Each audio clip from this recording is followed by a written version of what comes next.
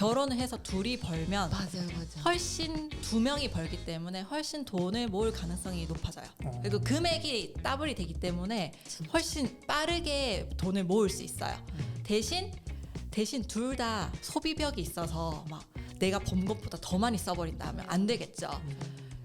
그래서 저는 남편과 제가 지금까지 맞벌이를 하고 있고 지금은 아기 때문에 육아휴직을 잠시 하고 있는 중이지만 이제 복직을 하고 이럴 예정이거든요. 근데 남편과 저가 이렇게 처음에는 제가 따로 관리를 했어요. 남편 돈은 자기가 따로, 제 돈은 제가 따로 관리를 했거든요. 모으지 않았던 거예요. 왜냐하면 그게 이유라기보다는 그냥 생활비 통장에 이제 서로 얼마의 금액을 이체를 하고 거기서 이제 뭔가 식비라든지 이런 것들을 결제를 하고 남편의 공과금은 남편이 따로, 내 공과금은 내가 따로, 보험 등등 이런 거 다 따로 지금까지 했거든요. 근데 그렇게 하다 보니까 분명히 들어오는 수입이 둘이 합치면 꽤 되거든요. 근데 생각보다 모은 돈이 많이 없는 것 같아요. 그래서 저는 결혼을 하시게 된다면 추천드리는 게 꼭 둘 중에 한 분이 돈 관리를 하셔야 됩니다.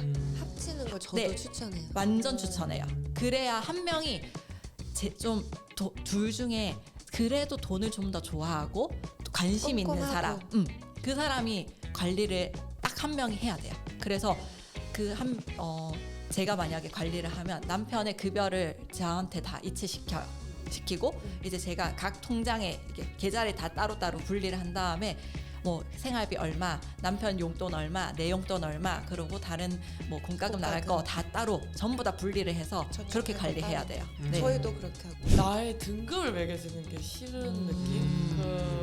뭔가 소에다가 내가 마치 가축이 된 것 같은 느낌이. 네. 빨간 라벨, 초록 라벨 붙이는 약간 그런 느낌. 툭불 막 이런 것처럼.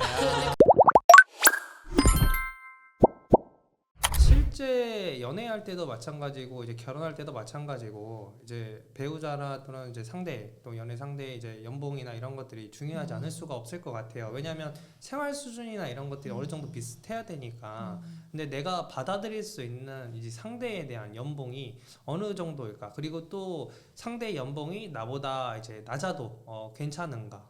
약간 그런 얘기를 좀 들어보고 싶어요. 어떠세요? 저는 약간 아직 안 해봤지만 상대의 연봉이 그렇게 크게 중요하지 않다고 생각을 해서 여태까지 연애도 그런 거는 물론 직장인을 만날 기회가 많이 없긴 했지만 그냥 전혀 상관없이 봤던 것 같아요. 그래서 내가 그냥 사랑하면 되지. 그냥 사랑하는 사람을 만나고 싶어서 아예 안 봤던 것 같고 그리고 결혼을 해서도 뭔가 제가 능력 있는 사람이 되고 싶은 거예요. 그래서 창단을 한 것도 있고 합창단을 그래서 창단을 한 합창단이 잘 되게 된다면 제가 밖에서 돈을 벌고 남편이 육아를 하고 그 정도로 네, 해도 상관이 없으니까 맞아. 그냥 오히려 그리고 또 뭔가 제가 돈을 안 벌면 물론 안 그러겠지만 혹시 살짝 무시를 당할까? 이런 생각도 들었어요. 들죠. 네, 그래서 돈을 남편보다 못 벌더라도 무조건 잘 벌고 싶다. 못 버는 수준이라도 잘 벌고는 싶다고 생각했어요. 그래서 연봉은 저는 안 보는 것 같아요. 저는 어떻게 생각하냐면 돈을 버는 것도 물론 중요한데 돈을 어떻게 쓰느냐가 진짜 더 중요하다고 생각을 해요. 네. 왜냐하면 간단한 예를 들었을 때 월급이 100만 원인 사람이 카드값이 예를 들어 110만 원이 나온 거예요. 그러면 10만 원이 오바되는 거잖아요. 근데 월급이 1000만 원인 사람이 10%가 오바되면 1100만 원이 빚을 지게 100만 원이 빚을 지게 되는 거잖아요. 버는 것도 중요하지만 얼마나 잘 관리하는 게 중요하다고 생각을 하기 때문에 연봉이 얼마인지 보다 제가 더 초점을 맞췄던 거는 좋아하는 일을 하는가였어요. 왜냐면 좋아하는 일을 하면 열정을 다하고 시키는 일만이 아니라 자기가 이제 자기의 에너지를 더 쏟아서 일을 하게 되기 마련이잖아요. 이게 왜 드무냐면 우리가 대학교를 4년을 다니고 요즘 뭐 석박사까지 가는 경우도 많잖아요. 그런데 이 전공을 살려서 업을 삼게 되는 경우가 30% 정도라는 통계를 봤어요. 그러니까 우리가 정말 많은 시간을 들여서 공부하고 많은 비용을 들여서 시간을 할애한 이 학창 시절이 업으로 연계되는 것이 낫다는 의미예요. 그러면은 그 업을 삼았을 때 그러면 이제 직장은 10년, 20년, 30년, 40년까지 생활하는데 행복하게 일을 해야 하잖아요. 돈이 주는 행복이 있죠. 만족감이 있죠. 보상감이 있지만 내가 즐거운 일을 해서 얻는 그 보상은 비교가 안 되거든요. 그래서 좋아하는 일을 하는지 그리고 그 좋아하지 않더라도 내가 지금 하는 일에 열정을 다하고 있는지 그 부분을 저는 많이 봤던 것 같아요. 그러니까 결론은 이제 연봉에 대한 그 금액보다도 이 사람이 돈을 잘 관리하는지, 두 번째로는 그 사람이 좋아하는 일을 하는지가 이제 더 중요하다는 말씀이시죠. 왜냐면 그럴 경우에는 성장할 가능성이 정말 높잖아요. 근데 지금 연봉이 엄청 높은데 자기와 완전 관련 없는 일이고 막 낙하산으로 들어왔고 하면 그게 얼마나 수명이 길겠어요. 그런 의미에서. 생각보다 좀 긴 그 미래까지 좀 그쵸. 시선을 러프하게 맞아요. 두고. 저도 연봉에 대한 거는 크게 문제는 그거에 대해서 포커스 맞출 필요가 없다고 생각해요. 왜냐하면 일단 혼자 버는 것보다 결혼을 해서 둘이 벌면 맞아요. 훨씬 두 명이 벌기 때문에 훨씬 돈을 모을 가능성이 높아져요. 그리고 금액이 더블이 되기 때문에 진짜. 훨씬 빠르게 돈을 모을 수 있어요. 대신 둘 다 소비벽이 있어서 막 내가 번 것보다 더 많이 써버린다면 안 되겠죠. 그래서 저는 남편과 제가 지금까지 맞벌이를 하고 있고 지금은 아기 때문에 육아휴직을 잠시 하고 있는 중이지만 이제 복직을 하고 이럴 예정이거든요. 근데 남편과 저가 이렇게 처음에는 제가 따로 관리를 했어요. 남편 돈은 자기가 따로, 제 돈은 제가 따로 관리를 했거든요. 모으지 않았던 거예요. 왜냐하면 그게 이유라기보다는 그냥 생활비 통장에 이제 서로 얼마의 금액을 이체를 하고 거기서 이제 뭔가 식비라든지 이런 것들을 결제를 하고 남편의 공과금은 남편이 따로, 내 공과금은 내가 따로, 보험 등등 이런 거 다 따로 지금까지 했거든요. 근데 그렇게 하다 보니까 분명히 들어오는 수입이 둘이 합치면 꽤 되거든요. 근데 생각보다 모은 돈이 많이 없는 것 같아요. 그래서 저는 결혼을 하시게 된다면 추천드리는 게 꼭 둘 중에 한 분이 돈 관리를 하셔야 됩니다. 합치는 걸 저도 네. 추천해요. 완전 추천해요. 그래야 한 명이 둘 중에 그래도 돈을 좀 더 좋아하고 관심 있는 꼼꼼하고. 사람, 그 사람이 관리를 딱 한 명이 해야 돼요. 그래서 제가 만약에 관리를 하면 남편의 급여를 저한테 다 이체시키고 이제 제가 각 통장에 이게 계좌를 다 따로따로 분리를 한 다음에 뭐 생활비 얼마, 남편 용돈 얼마, 내 용돈 얼마, 그리고 다른 뭐 공과금 나갈 거 다 따로 전부 다 분리를 해서 그렇게 관리해야 돼요. 네. 저희도 그렇게 하고 있어요. 네. 그게 첫 번째예요. 그렇게 하면서 이제 종잣돈을 불릴 수 있어요. 근데 혼자 1억까지 모으는 것보다는 둘이서 결혼해서 둘이서 1억까지 모으는 거는 기간을 반 이상 줄일 수 있어요. 진짜 그래요. 그러면은 남자의 연봉이 나보다 낮더라도 만약에 돈을 같이 어쨌든 사회생활하는 걸 하고 하니까 이제 그 업계에서도 성장도 분명히 할 거고 연봉은 계속 오를 거니까 같이 돈을 모으면은 당장의 연봉이 낮더라도 좀 장기적으로 봤을 때는 괜찮다라는 말씀이시네요. 네, 맞아요. 사실 저는 그런 열정도 물론 중요해요. 왜냐하면 그 일을 오랫동안 성장하고 그 또 복리를 위해서는 성장을 계속 오랜 기간 투자를 해야 이렇게 더 크게 성장하는 법이잖아요. 근데 그렇게 좋아하지 않는 일을 하는 사람도 많거든요. 맞아요.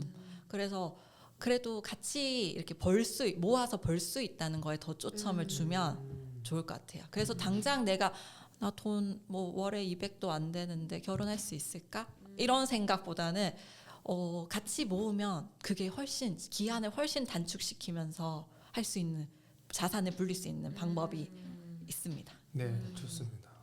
그리고 요즘에 저희가 이제 이 학생이 끝나고 나면 사회로 나오면 내 생활 반경이 굉장히 많이 좁아지죠. 생활 반경이 많이 좁아지면서 내가 새롭게 만날 수 있는 사람이라는 게 굉장히 이제 바운더리가 좁아지는 것 같아요. 그래서 요즘에 결혼 정보 회사가 굉장히 많이 핫하고 실제 많이 잘 되고 있잖아요. 유튜브에서도 많이 핫하고. 근데 그런 것들이 결국에는 뭐 외모나 경제적인 거나 뭐 정서적인 거나 이러한 많은 조건들을 이제 보고 거기서 서로 상호간의 조건을 맞는 사람들이 만나는 곳인데 거기에 대해서는 좀 어떻게 생각하시는지 좀 궁금하거든요. 저는 병원에서 근무하면서 그 가입했다는 선생님들을 몇몇 보긴 했거든요. 실제로. 네. 네네. 그래가지고 뭐 그게 회비가 뭐 연회비인지 월회비인지는 잘 모르겠어요. 얼마인지도 잘 모르겠는데 어쨌든 듀오에 가입을 했대요. 여기 말해도 되나요? 업체 이름? 그래서 듀오에 가입을 했고 뭐 그래서 뭐 만났어요? 했더니 그 뭐 약간 관리해 주시는 분이 계신 것 같아요. 그분 초칭을 저는 뭐라고 매니저예요? 매니저 같은 분들 아니죠. 그분이 뭐 이렇게 상대 프로필을 몇 개를 줬다고 하더라고요. 그래서 봤는데 별로 딱히 네네. 약간 이런 느낌이었어요. 그래서 그러면 선생님은 거기서 뭐 어느 정도 우리가 같은 직업을 가지고 있으니까 어느 정도인지 그런 게 저는 좀 궁금했거든요. 그랬더니 뭐 그렇게 뭐 많이 높진 않다라고 말씀을 하셨었거든요.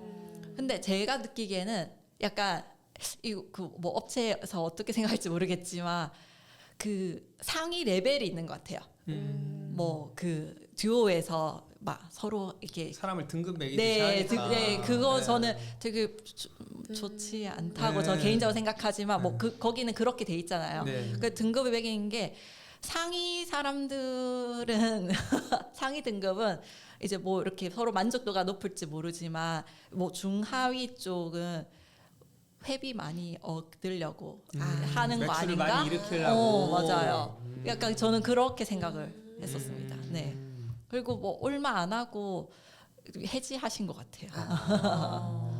네. 저는 종교가 있는 크리스천인데 크리스천 그 어플이 있더라고요. 크리스천들이 가입해서 맺어주는 어플이 있는데 저는 이게 굉장히 추천할 만하다고 생각하는 게 우리가 여태까지 결혼에 대해서 많은 이야기에 대해서 나눴잖아요. 근데 빠진 이야기가 종교도 너무너무 중요하잖아요. 그렇죠. 사랑하는 사람을 만나는데 종교가 달라서 헤어지는 경우도 있고 또 우리 서로 부부간의 종교 말고 이제 결혼하면 이제 친정 부모님과 시댁 부모님의 이제 종교로 인해서 가정의 문화가 달라지잖아요.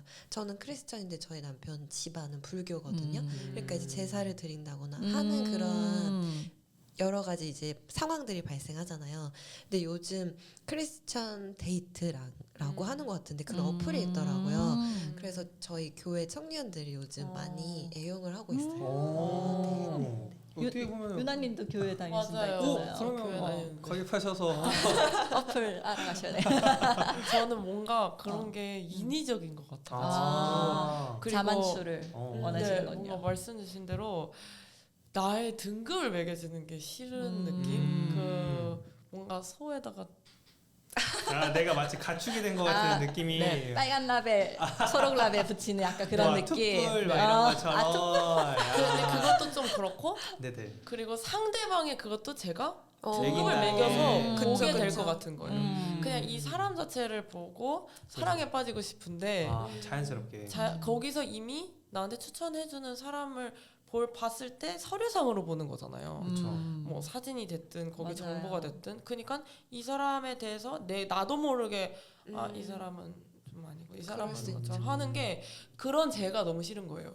그 사람을 평가하고 있는 게. 내가 그렇게 바뀌어올까봐 그게 오히려 더 두렵고 경계가 된다라는. 아니 그냥 바뀌는 게 아니라 그냥 그렇게 될 것 같아요. 그냥 그런 제가 싫어요. 그런 시선이 생기게 네. 되는 게 네, 제가 그런 시선을 가지고 상대방을 소개를 받는 게 싫은 거죠.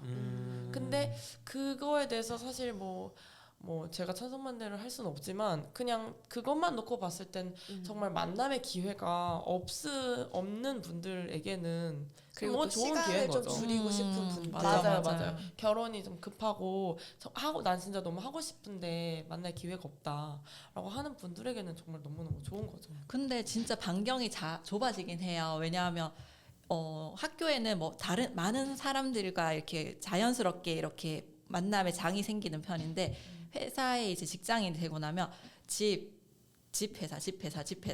회사 이렇게 하다가 헬스장 한번 이런 거잖아요. 그래서 저는 그 뭐 듀오 같은 그런 업체보다는 아까 유나님 말씀하신 대로 조금 더 반경을 넓혀서 뭐 내가 운동을 좋아해요. 그럼 테니스 같은 걸 배워보러 가는 거예요. 근데 무슨 꼭 동아리는 안 들어도 되잖아요. 테니스를 배우러 갔다가 거기서 누구와 함께 쳐야 하는 거잖아요. 그러다 보면 랜덤으로 한 명 걸릴 수도 있잖아요.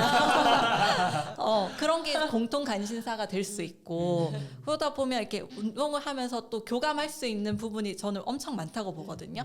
그러다 보면 또 좋은 감정이 생길 수도 있고 그래서 좀 반경을 더 넓혀보면 어떨까. 듀오 회사에 가입하는 돈으로 취미활동. 취미를 한번 해보시면 어떤가. 저도 진짜 강추. 네, 이런 요즘 생각을 해봤습니다. 주변에 동생들, 후배들이 막 물어봐요. 그러면 저는 진짜 좋아하는 거 뭐 있냐, 너가 꾸준히 할 수 있는 거 뭐 있냐 해서 그런 동호회 활동이라던가 그 활동하는 곳에 가면 자연스럽게 취미가 같은 사람을 만날 수 있으니까 많이 추천해요. 저도. 네, 좋습니다. 그리고 이제 그 결혼이라는 건 사실 나와 상대방만 결혼하는 게 아니라 집안끼리에도 이제 합쳐지는 맞아요. 거라고 생각을 해요. 연결이 하나 이제 다리가 이제 놓여지는 거니까. 근데 이제 결혼을 할 때 나와 상대방은 좋지만 부모님 눈에 또 안 차거나 부모님 반대하는 경우가 생각보다 되게 많아요. 나는 이 친구가 상당히 마음에 드는데 부모님은 본인이 그 원하는 그 기준점이 있는 경우가 많아서 실제 결혼이 무산되는 경우가 되게 많거나 결혼을 하면서 부모님과 연을 끊게 되는 경우도 너무 많이 본 것 같아요. 부모님이 반대하는 결혼을 하기 위해서. 그러면은 여러분들 같은 경우는 약간 좀 여기에 대해서 어떻게 생각하시나 좀 궁금하거든요. 저는 저희 엄마가 저희 남편을 반대한 게 아니라 저가 결혼이 이르다고 생각을 하셔서 만나면서 좀 더 천천히 하는 것이 어떻겠냐라고 말씀을 하신 적이 있어요. 근데 저희가 2년 반 연애를 한 시간이 짧은 시간이 아니었고 그리고 저희랑 남편이 5살 차이가 나거든요. 그러니까 이제 남편은 결혼 적령한 나이이기도 했고 그런데 그때 뭐 얘기하려고요? 이제 뭐냐면 그- 집안에 그러니까 그 상대에 대한 반대가 있을 수도 있지만 좀 저의 나이라던가 네. 그런 환경적으로 타이밍에 대해서 이야기가 오갈 수도 있는 경우가 있을 것 같아요.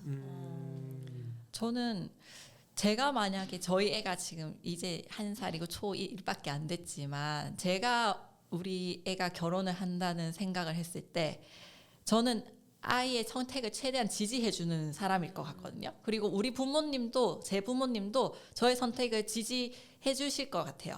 그렇지만 그 상대를 봤을 때 제가 결혼하고 싶어하는 상대를 봤을 때 그렇게 우리 애를 최대한 선택을 이렇게 해주고 이렇게 감싸주고 싶지만 뭔가 그 하나에 뭔가 흠이 있거나 그런 문제가 있다면 반대를 하실 것 같아요.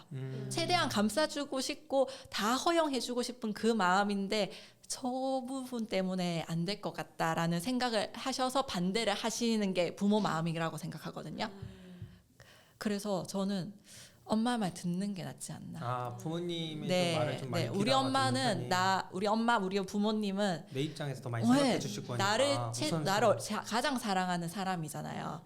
그래서 내가 가장 잘 됐으면 좋겠다고 응원해주고 항상 그런 마음으로 평생 나를 봐주셨는 사람인데 그 반대하는 그 이유가 분명히 있다고 봐요. 그래서 저는 그럴 때는 부모님의 말씀을 듣는 게 더 현명하지 않나. 그러니까 내가 보지 못한 부분을 네. 가장 사랑하는 부모님이 꼭 보셨을 거다. 그거에 네, 대한 걸 한번 믿어보자라는 네, 거죠. 맞아요. 저도 비슷한 생각인데 아직 데려가 보진 않았지만 없어서 뭔가 제가 이렇게 사랑을 하면 객관적이지 못할 것 같은 거예요. 아. 그래서 감정적이고. 맞아요. 네, 콩깍지 그래서 씌인다 하죠. 부모님께서 이제 제 콩깍지를 호르몬이 없으시니까 벗겨진 상태로 이제 정말 이 사람의 민낯을 딱 근데 뭐 사실 행동하는 것 좀만 보면 알잖아요. 맞아, 부모님도 맞아요. 이제 살아온 세월이 있으시고 하니까 그 데이터로 제 남자를 좀 이렇게 잘 봐주실 거라고 저는 믿고 만약에 좀 반대하면은 말씀 주신 대로 진짜 딱 이유가 있을 거라 생각하고 저는 결혼 안 할 것 같아요. 근데 만약에 저희 부모님은 그렇진 않지만 그 이유가 막 학력이거나 맞아, 그런 맞아. 조건적인 거라면은 그 반대도 맞아, 무릅쓰고 맞아, 결혼을 맞아. 할 것 같고요. 근데 그게 이제 나를 위한 이 사람이 배려가 좀 없는 것 같다. 센스가 없는 것 같다. 너가 좀 고생할 것 같다. 이런 거면은 이제 말을 들어야겠죠. 맞아, 맞아요. 저 궁금한 게 있는데 이게 사람이라는 게 사실 2년을 만나도 3년을 만나도 아까 말씀하신 것처럼 내가 이 사람과 살을 맞대고 온전히 나로서 이제 한다는 게 결혼이잖아요. 근데 그런 거는 사실 살을 맞대고 같이 살거나 그런 이제 삶에서 같이 이렇게 살을 맞대고 살지 않으면 알 수가 없는 부분이라고 생각을 해요. 네. 그런데 연애라는 그 관점에서 봤을 때 어떻게 하면 이 상대방을 좀 진짜 이 사람의 내면까지 알 수 있을까라는 게 좀 궁금해요. 왜냐면 연애를 5년에도 10년에도 맞아요. 결혼하고 나면 많이들 다르다고 하더라고요. 맞아요. 네. 어떠세요? 어떤 방법이 있을 것 같으세요? 저 현실적인 사람이잖아요. 네. 그러니까 이게 뭐 어떻게 이게 반응을 가지고 계실지 잘 모르겠지만 결혼을 하고 혼인 신고를 하지 마세요. 안 하시고 네. 애가 생겼어요. 만사까지 끝까지 계세요. 그러고 애가 태어날 때 출생신고를 하려면 부모가 결혼을 증빙하는 그게 필요해요. 끝까지 그냥 하다가 사실 애기가 막 뭐 바로 생길 수도 있지만 뭐 나중에 생길 수도 있거든요. 그런 상태를 계속 지속하고 계셔도 괜찮다고 봐요. 법적으로 얽혀 있지 말고 네, 일단은 같이 그러면 살아봐라. 훨씬 편해지거든요. 어. 네. 이거 어떻게 생각하실지 약간 모르겠지만 어떤 느낌이냐면 네, 그냥 현실적으로 동거인데 봤을 때 결혼을 하지 않은 공식적인- 상태에서 동거가 결혼하고 나서 오피셜 신고만 안 하면 되는 거예요. 네. 네. 오. 근데 요즘 그렇게 하는 사람들 많더라고요. 맞아요, 네. 맞아요. 맞아요. 어떻게 좀 생각하세요? 어려운 질문이라. 네, 알겠습니다. 누나님 혹시 답변 가능하시겠어요? 뭐야 되게 왜 다 어려운 빠져? 나만 욕 먹겠네. 예, 약간 좀 네. 민감한 좀 질문이 좀 될 수가 있을 것 같기도 해요. 예. 그래서 요즘에 결혼 전에도 또 동거하시는 분들도 이제 또 되게 많잖아요. 동거 그냥 커플도 있고 결혼을 하지 않는데도 맞아, 불구하고 그런 거에 대한 좀 생각이 각자 좀 많이 다른 것 같아요. 네. 그리고 이제 좀 마지막 이제 질문이 2가지 정도가 좀 남아 있어요. 사람들이 요즘에 좀 꿈이 없는 그런 사람들이 많잖아요. 사실 세 분이 이제 피플필리지라는 채널에서 영상을 각각 촬영하면서 각자의 꿈이나 목표, 그다음 역경 이런 이야기를 많이 담고 그다음 지금 현재 팟캐스트를 촬영하고 있는데 세 분은 굉장히 꿈이 강렬하신 분이지만 근데 여러분 주변에도 그리고 제 주변에도 너 누구야? 너 꿈이 뭐야? 라고 물어보면 꿈이 나 없는데 그런 거 잘 모르겠는데 생각 안 해봤어. 그냥 사는 거지 뭐 약간 이렇게 얘기하는 사람들이 많아요. 그러면 꿈이 없는 사람들이 이렇게 많은 이유가 뭐라고 생각을 하세요?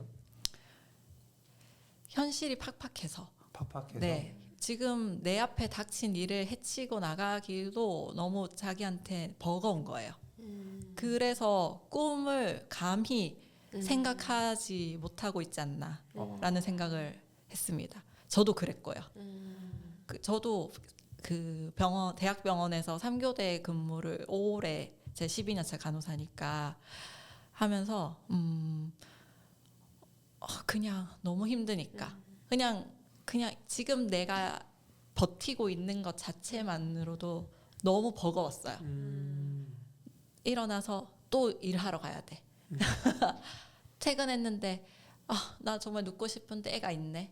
애 막 밥 먹이고 씻고 양치하고 치실하고 자야 돼. 또 내일 일하러 가야 돼. 그러니까 점점 생활이 너무 나뿐만 아니라 다른 우리 아이, 남편, 우리 가족들에 대해서 생각해야 되고 거기에 몸으로 진짜 이렇게 해줘야 하는 챙겨야 할 게 많다 보니까 점점 내 꿈은 우선순위에서 밀려버리는 거예요. 그러면서 30대, 40대, 50대가 되잖아요. 그럼 50대가 되면 나 왜 언제 이렇게 늙었지? 난 더 이상 나이가 너무 많아서 이제 내 뇌세포가 많이 없어져서 죽어서 배우지 못할 거야 라고 생각하실 것 같아요. 근데 그 제가 의료 지식이 있는 간호사잖아요. 그 알려드리자면 우리 몸에 장기랑 이런 게 어떤 장기는 뭐 몇 달이 걸려서 재생을 할 수 있고 회복을 할 수 있고 또 사실 이런 때 있죠. 피부, 진피세포 얘네들은 이게 조금만 있으면 또 때 생기잖아요. 그럼 뭐 2주 정도 걸리거든요. 또 다른 몸은 뭐 3년 정도, 다른 장기 3년 정도. 우린 몇 년마다 새로운 몸으로 태어날 수 있는 거예요. 그래서 그 늦었다는 생각이 사실이 아니에요. 의학적으로.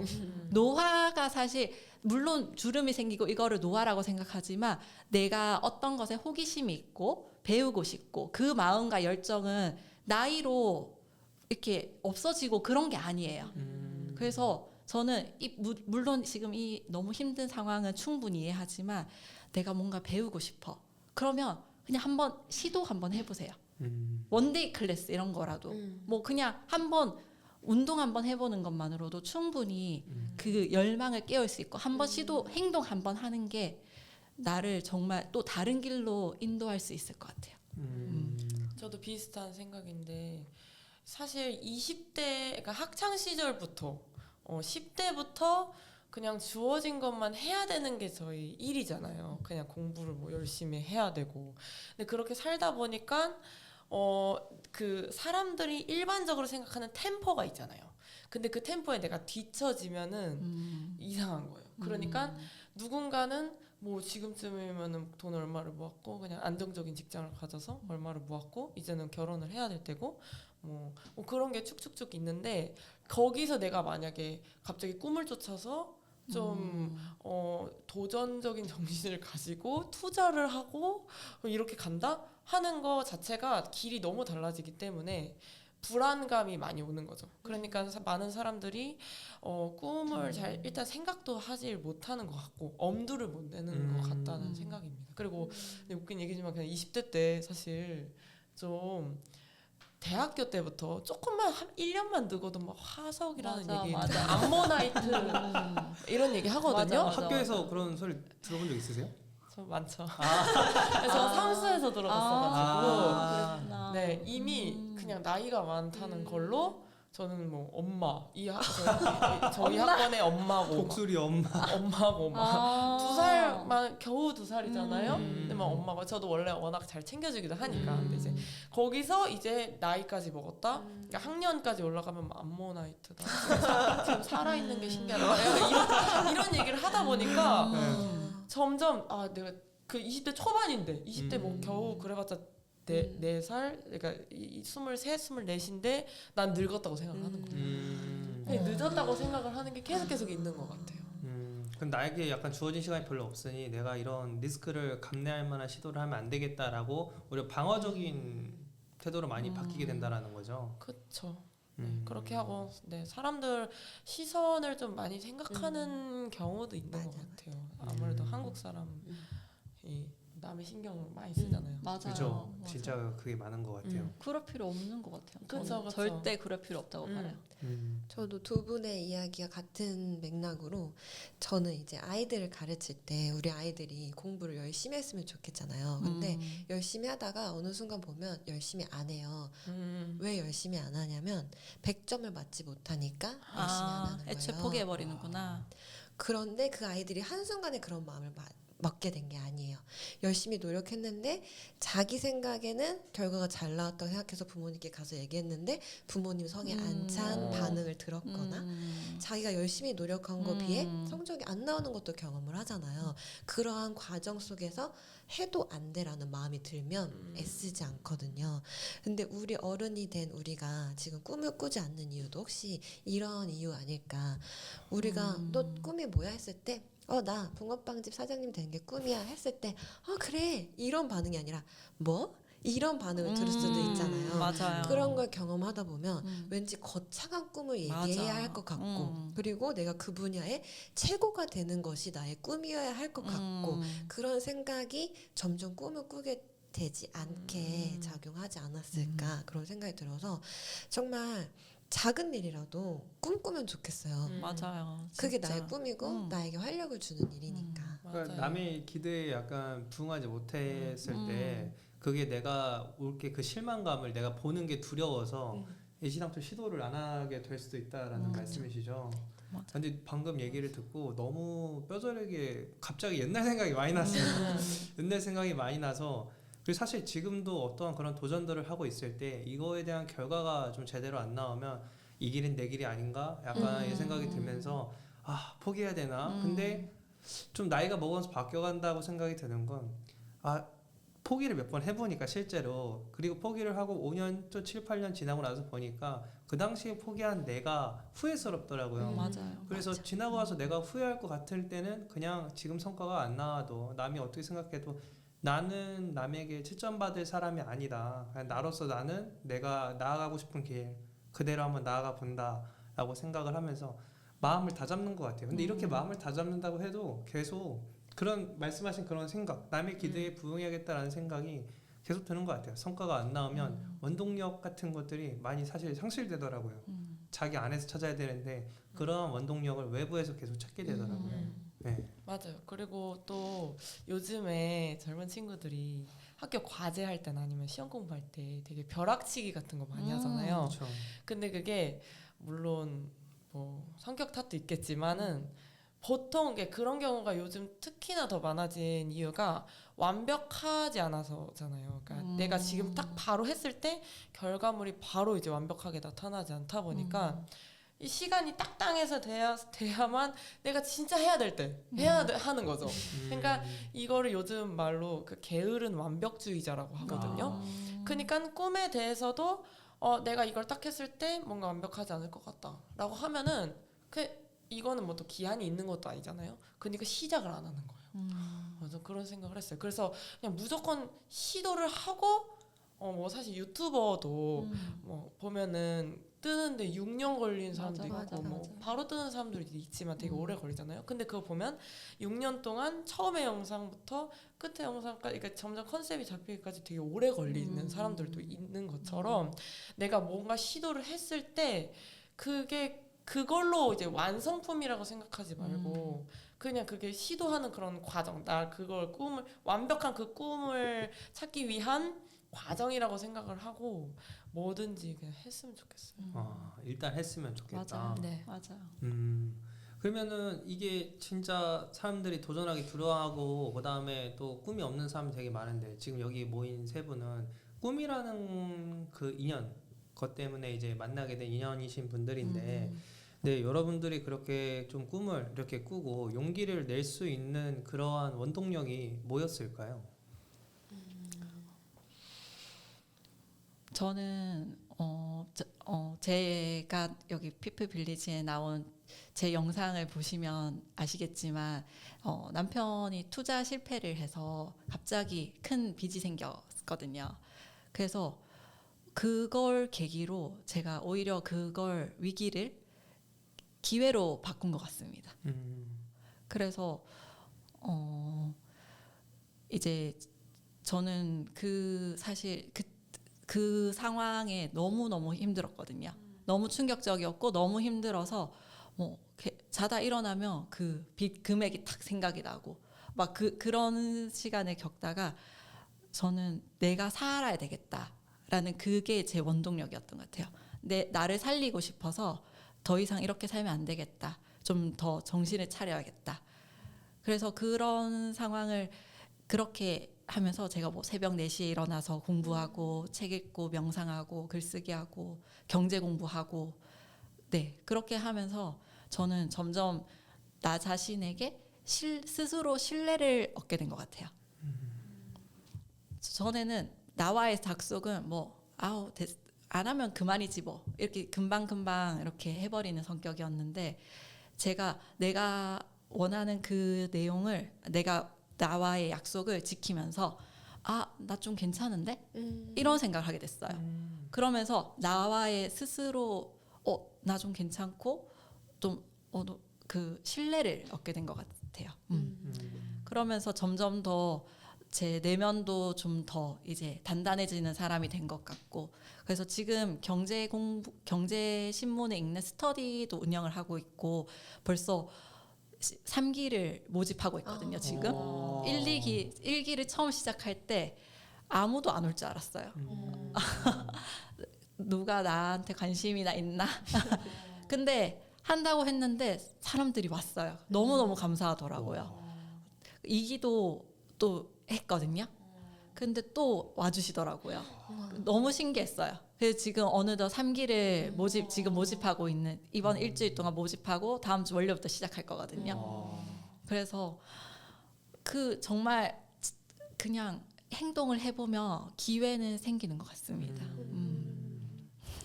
저는 지금 오랜 6년 동안 육아하면서 잠시 묻어뒀던 꿈을 다시 꺼내게 된 계기가 있는데, 올해 초에 이제 저희 셋째가 돌이 6월이었어요. 그래서 한 3월쯤에 6월이면 이제 우리 아기가 돌이 되는데, 그러면서 제가 생각을 해본 게 곧 있으면 저희 첫째가 초등학교를 가는 거예요. 그러면 저는 아이들 키우면서 나는 아이들 크면 내 원을 차릴 거야 라고 막연히 생각하고 있었는데, 지금 나는 애 셋을 돌보니까 뭔가를 할 수 있는 시간적인 여유가 없잖아. 크면 시간이 생겨 라고 생각했어요. 근데 내후년에 저희 첫째가 초등학교를 가는데 초등학교는 12시 30분, 맞아요. 40분 이때 하원을 해요. 지금은 저희 아이들이 4시에 하원을 하거든요. 정신이 번쩍 드는 거예요. 내가 지금 처한 상황에 내가 나의 꿈에 대해 한 발짝 가까워질 수 있는 작은 일을 뭔가 하고 있지 않으면 상황이 바뀌었을 때 시작할 수 있다는 거는 말이 안 되는 소리구나, 망상이구나, 이런 생각을 맞아요. 했어요. 그래서 그럼 내가 지금 할 수 있는 작은 일이 뭐지? 라고 생각해서 저도 지금 영어 스터디를 운영하고 있는데요. 영어 스터디를 선택한 이유는 제가 고민을 했어요. 학원 차리는 것 불가능, 학원에 다른 이의 학원에 출근하는 것 불가능. 그럼 줌으로 수업을 열까? 10시, 11시 이런 식으로. 근데 저희 아이들이 아프면 대안이 없잖아요. 맞아요. 아이들이 뭐 예고하고 아픈 게 아니니까 이것도 안 되는데 선생님이 수업을 펑크내면 안 되지. 맞아요. 그럼 스터디 형식이 좋겠다. 내가 숙제를 학생에게 보내면 학생이 숙제에서 제출하고 나는 내 짬나는 시간에 피드백을 해서 다시 숙제를 주고, 이런 식으로 수업을 저도 오픈을 했는데 8월에 1기가 오픈이 됐고 11월에 2기가 오픈이 되는데 수강생이 마감이 됐어요. 제가 모집을 아직 하지 않았는데 근데 그 이유는 1기생들이 학생 친구들을 데려오신 거예요. 바이럴이. 네. 그래서 이 기는 이제 11월에 오픈되고 그 다음은 내년으로 오픈을 준비하고 있어요. 3기는.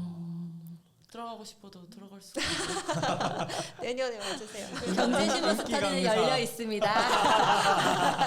그 친구들 미국 유학 준비하는 친구들 다 영어 공부하고 있거든요 지금. 열심히 준비해볼게요.